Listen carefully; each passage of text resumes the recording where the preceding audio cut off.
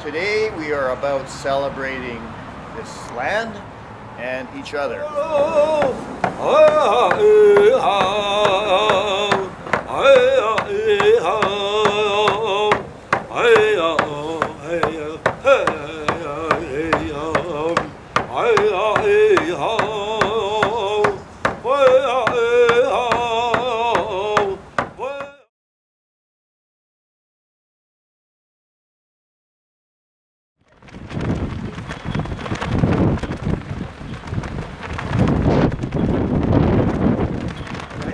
Those are agendas that we in Canada and we in the church can start following. Discovery, we need to know what happened. The good and the bad of it. Now the new discovery. What can we do about creating a new future together?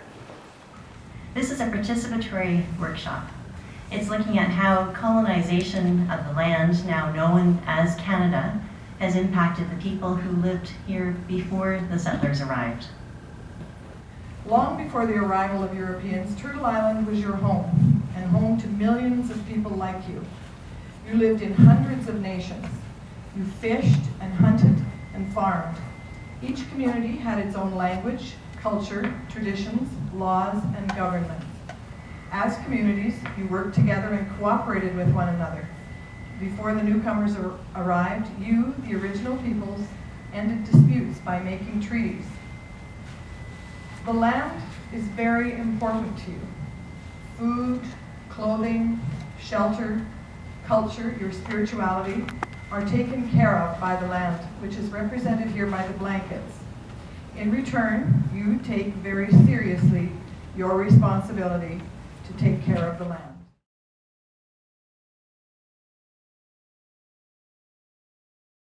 And yet we all come together. Come together in one body with many parts to build a house where love can dwell and all can safely live. Our tradition goes way back. And I'm not talking about 60 years, though that's a tradition for this group.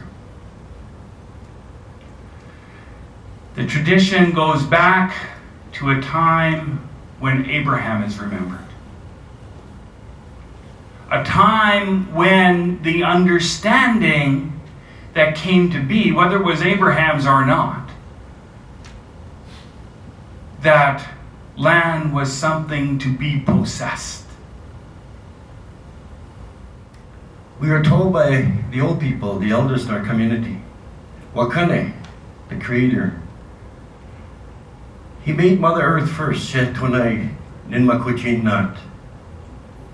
He put Mother Earth first.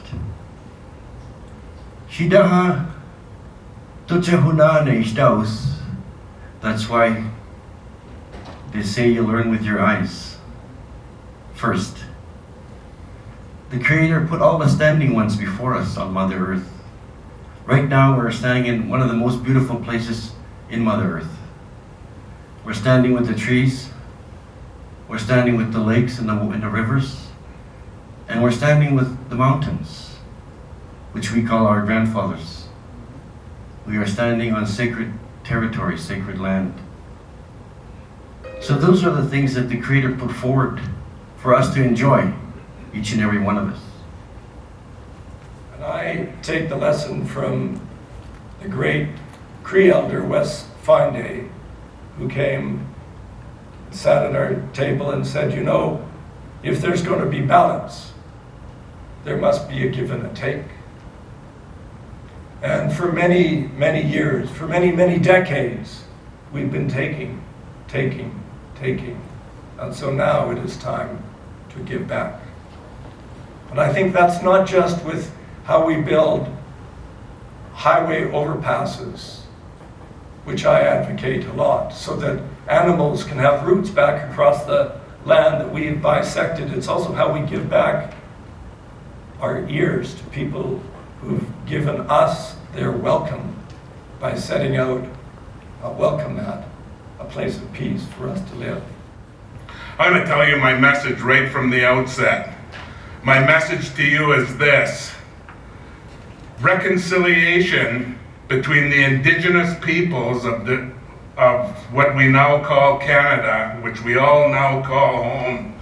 Reconciliation between indigenous peoples and Canadians requires that Canada as a nation state recognizes who we see ourselves as peoples, and that we reconcile that reality with the existence of Canada as a nation state. But I think that we can recognize who each of us are, and we can build a society where we can celebrate our differences, where we can recognize that most of what we share, we share in common. About this great land that we're a part of, the future that we desire for our children and future generations, but that we have differences also. And we just need to celebrate those differences. That's where we need to go. I don't think we have to do anything over the top or give up our lives to do it, but just to act with integrity, to be who we say we are, whether we're Christians or indigenous people, to be who we say we are and have the courage and the conviction of our values. That's too rare. I want you to understand that indigenous people aren't looking for a check or a bigger bulge in our pockets from having money in our wallet. Indigenous people want to be respected, as each of you do, for who you are.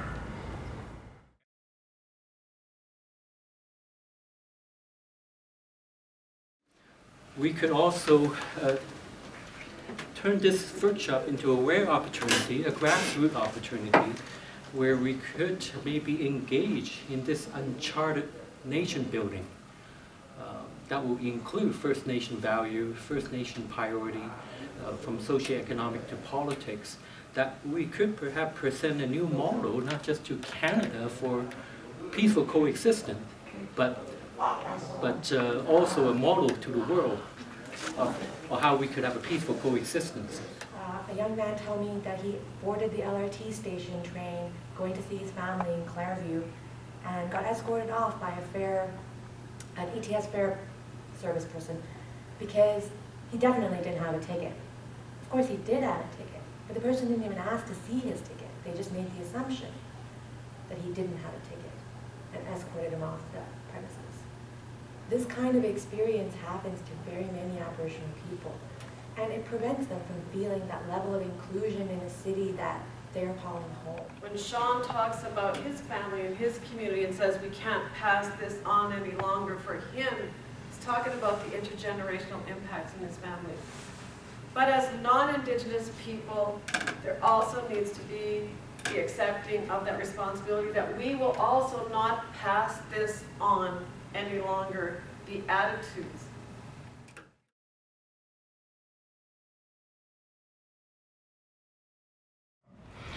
Those of you from the prairies, lots of representation from the prairies. Anyone from the mountains? Mountains, yes. Anyone from the interior? Interior, yes. Coastal, we have coastal people. We have coastal people. You coastal?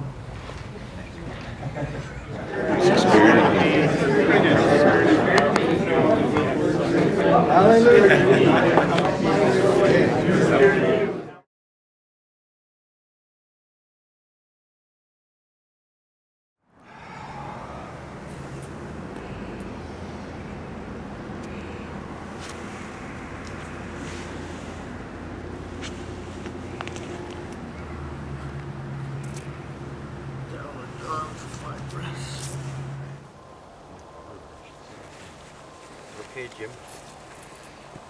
can hit it. I think they're far enough out there. Yeah. Don't be funny now, bro. Well, no, I'm saying they're way down there. They're by the 150-yard mark. You know? Yeah. No, it's a... Oh, good one, Jim.